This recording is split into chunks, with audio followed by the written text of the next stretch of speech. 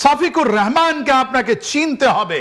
সিলহাটে এনা যে medical college আছে কিভাবে চলছে, ইনি একজন পড়াশোনা করার লোক, ইনি জানেন কত দূর কতগুলো উস্কানি দিতে হয়, কখন উইথড্র হতে হয়। মানে এবার কি তাহলে স্যার আমি এই জায়গাটাতে এবার আলোচনায় আসব যে কেন শফিকুর রহমান তিনি তার বলা কথা উইথড্র করছেন, কেন তিনি এবার তাহলে কি শাস্তির মুখে পড়ে তিনি নিজেকে বাঁচাতে চাইছেন, তাই কি ভারতের শরণাপন্ন হচ্ছেন, তাই কি বিক্রম মিশ্রির সঙ্গে তিনি বৈঠকে বসেছেন? আমরা এই বিষয়টা নিয়ে যেমন আলোচনা করব, তেমনি তার পাশাপাশি আমরা ডিপ স্টেট থিওরিতেও আসবো যে আসলে ডিপ স্টেট থিওরি কেন কার্যকর হলো না বাংলাদেশে, কে আটকালো। তবে প্রথমে আমরা আসবো সাফিকুর রহমান জামাত, তারা কি ভারতীয় সেনার শাস্তির মুখে পড়তে চলেছে? আমাদের সঙ্গে রয়েছেন ডিফেন্স বিশেষজ্ঞ বিশ্লেষক আর কে শ্রীবাস্তব স্যার। তাহলে কি জামাত শাস্তির মুখে পড়তে চলেছে ভারত সেনার, সেই কারণেই কি তার এই ভোল বদল? ডক্টর শফিকুর রহমান যেটা পার্সোনালিটি যেটা এসছে, উনি একটা ডক্টর, উনি কোনো একটা, আমি বলছি আপনাকে, বারবার বলছি আপনাকে, কে উনি একটা কোনো মাদ্রাসা ট্রেন্ড লোক নয়, উনি কোনো দারুল উলুমে যাননি, ইনি একটা মেডিকেল ডক্টর। এনার মাননীয় স্ত্রী যিনি আছেন উনিও একটা ডক্টর, এনার দুজন মেয়ে, সম্মানিত মেয়ে, ওরাও ডক্টর, ওরা তো কোনো মাদ্রাসা থেকে বেরোয়নি। এনার একটা ছেলে ওই ডক্টর, তাহলে এটা ডক্টরের পরিবার। এনার একটা সিলহাটে মেডিকেল কলেজ আছে যে বিগত 20 বছর থেকে বেশি চলছে, ওটা কোনোদিন প্রবলেম হয়নি।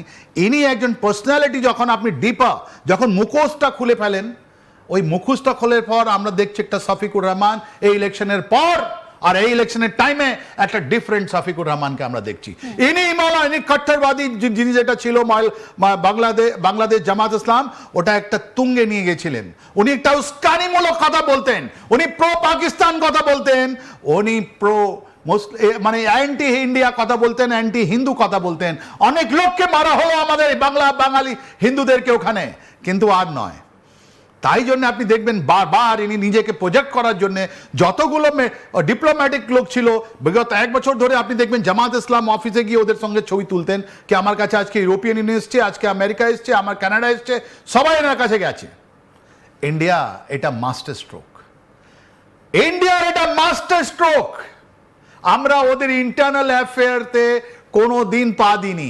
এরা অনেক চেষ্টা করেছিল আমাদের বাঙালি ভাই বোনকে মেরে, আমাদের বাঙালি মা বোনকে, এরা বারবার চাইছিল যে আমরা এই উস্কানিমূলক কার্য নিয়ে এই ইউনুস যার হাতে রক্ত লেগে আছে আমরা আর্মি অ্যাকশন করি, তারপরে আবার একটা উত্তপ্ত করি। কিন্তু ইন্ডিয়া একটা ব্যালেন্সড পোস্টার মেনটেন করে চলছিল, সবার উপরে একটা পাখির চোখ রেখেছিল।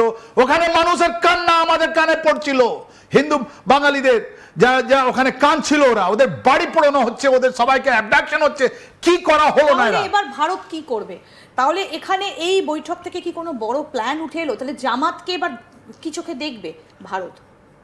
সব থেকে বড় জিনিস, পাকিস্তানের মুখে কালিক। এই যে মিস্ত্রি সাহেব, একটা মিটিং হয় যখন দুটো পার্টিকে দেখা করতে হয়, তাহলে একদিকে লোক অন্যদিকে লোক যখন ওখানে মিউচুয়ালি অ্যাগ্রিড হন, হ্যাঁ আমি রেডি আছি, প্রস্তুত আছি আপনার সঙ্গে কথা বলতে, তখন তো মিটিং হবে। তাহলে এই যে আপনার ডক্টর শফিকুর রহমান আর আমাদের মিস্ত্রি সাহেব যিনি আমাদের ফরেন সেক্রেটারি মিটিং, তার মানে এটা প্রিডিটারমাইন্ড কথা, শুনে এনার বাড়িতে কথা হচ্ছে এটা। তো এই যে কথা হচ্ছে, তার মানে কি হলো, ইন্ডিয়া একটা খুব ক্যালকুলেটেড, ওয়েল ক্যালকুলেটেড একটা ডিপ্লোম্যাটিক এফোর্টে আপনি দেখবেন এই জামাত ইসলামের চিফকে বুঝিয়ে দিয়েছে কি ভাই তুমি যেটা এই যে মৌলবাদী যে তুমি কথা বলো, এইসব চলবে না।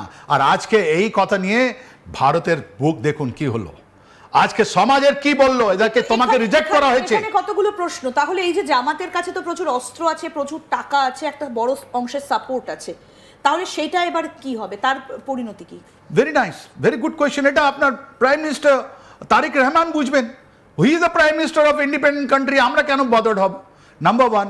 আর এই মিটিং এর মধ্যে ইন্ডিয়া কত ভালোভাবে পাকিস্তানকে জবাব দিল যে তোমাদের আগে তেহরিকে তালিবান পাকিস্তান যেটা ছিল, হানিফি আফগানিস্তান থেকে ওদের ডিফেন্স মিনিস্টার আমাদের, সরি এক্সটার্নাল অ্যাফেয়ার মিনিস্টার আমাদের মাটিতে এসেছিল, ওরা বাংলাদেশেও গিয়েছিল, ওরা হানিফি ক্লাস, দেওবন্দি ক্লাস, ওরা আমাদের সঙ্গে আমাদের সাপোর্ট করলো। তারপর একটা সেকেন্ড দেখুন, জামাত বাংলাদেশ আজকে ইন্ডিয়াকে সাপোর্ট করলো। জামাত ইলেকশনের হারা পর ওরা বুঝতে পেরেছে, কিন্তু কোথাও গিয়ে ভারতের সঙ্গে একটা ওপর আলোচনা জারি রেখে এ রাজ্যে লোক ঢোকাবে না তো, ভারতে লোক ঢোকাবে না তো? ওটা দেখুন, এর মধ্যে অনেকগুলো পার্ট আছে। নিরাপত্তা বিঘ্নিত হবে না তো? এই যে ইসলামিক ওখানে যে আছে, ইকোলজি আছে, যে আছে, ওর মধ্যে অনেকগুলো পার্ট আছে। এটা বাংলাদেশের মধ্যে 95-96% যদি ওখানে ইসলামিক লোক থাকেন, তাহলে বিএনপি কি ওরা কি হিন্দুদের ভোটে এসছে? ওখানে যে এদেরকে যে শুধু ইসলাম ভোট দিয়েছে? না, ওখানকার বাংলাদেশি লোক যেটা আছে ওরা ইসলামিক লোক, ওরা মুসলিম লোক, ওরা আপনার ডিভাইড আছেন, ওরা নিজের ওদের বিবেচনা দিয়ে ইলেকশনে নেমেছেন। তাহলে পুরো লোক 17 কোটি লোক, যার মধ্যে অ্যাবাউট 14 কোটি লোক যারা ইলেকশনে ছিল, ভোটে ছিলেন, ওরা নিজে বিবেচনা দিয়ে করেছেন। তাই ইন্ডিয়া আজকে মেসেজ পাঠিয়ে দিল পাকিস্তানকে। কিন্তু এর মধ্যে আরেকটা প্রশ্ন ভীষণভাবে উঠে আসছে, মোহাম্মদ ইউনূসও তো জামাতের সাপোর্টার, সেটা তো আর এখন এই মুহূর্তে সেটা প্রমাণ হয়ে গেছে। পাকিস্তান প্রীতি যেমন প্রমাণিত, জামাতের যে সাপোর্ট করেছে সেটাও প্রমাণ হয়ে গেছে। তাহলে কি সেও কি কোথায় গিয়ে এই শফিকুর রহমানকে সামনে রেখে সেও কি তাহলে ভারতে একটা আশ্রয়ের চেষ্টা করছে? দেখুন, এই আজকে যে মিটিংটা 17 তারিখে যে মিটিংটা হলো, এই মিটিংয়ের মধ্যে একটা জিনিস দাঁড়ালো যে জামাত ইসলাম যখন হেরে গেছে, ওরা বুঝতে পেরেছে যদি ওরা রিগিং না করতো 11 তারিখ 12 তারিখে ওদের সিট 50 থেকে কম নেমে যেত।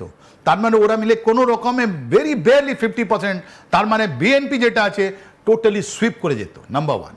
নাম্বার 2, এই জামাত বুঝতে পেরেছে যে ভারতমূলক এটা উস্কানি, এখন থেকে কোনো ইলেকশনের মধ্যে ওরা নিশ্চয়ই বলছে দিল্লি নয়, পিন্ডি নয়, বা চীন নয়, বাংলাদেশ ফার্স্ট, এটাই তো বলছে। অন্যদিকে ইনি বললেন যে সারিয়া ফার্স্ট, মহিলাদের কোনো জায়গা নেই, এটাই তো স্লোগান। কিন্তু অ্যান্টি ইন্ডিয়া স্লোগান আমরা এই ইলেকশনের মধ্যে জানুয়ারি ফেব্রুয়ারি মাসে আমরা শুনতে পারিনি। কেন? বিকজ ওখানে আওয়ামী লীগ ছিল না, আর ভারত এনার থেকে দেখা করে। তার মানে বিএনপি আর জামাত দুজনের লিডের সঙ্গে, টপ লিডের সঙ্গে যখন দেখা করছে, একটা মেসেজ পাঠাচ্ছে বাংলাদেশের ভাই বোনকে, 17 কোটি ভাই বোনকে, কি আমরা আওয়ামী লীগ সেন্ট্রিক পার্টি নয়, আমরা আওয়ামী লীগ সেন্ট্রিক নেশন নয়। সো আমাদের জন্য প্রত্যেকটা বাংলাদেশি ভাই বোন যেটা আছে মূল্যবান। আমরা কিন্তু আওয়ামী লীগ দিয়ে এরা ন্যারেটিভ বিল্ড আপ করেছিল, আমাদের বুকে আমাদের হৃদয় তোমরা সবাই আছো। আর এইটাই করা হলো, তাহলে পাকিস্তান হলো। দ্বিতীয়, আমরা বিএনপি অ্যান্ড আওয়ামী লীগ, জামাত ইসলাম দুজনকে আমরা বললাম।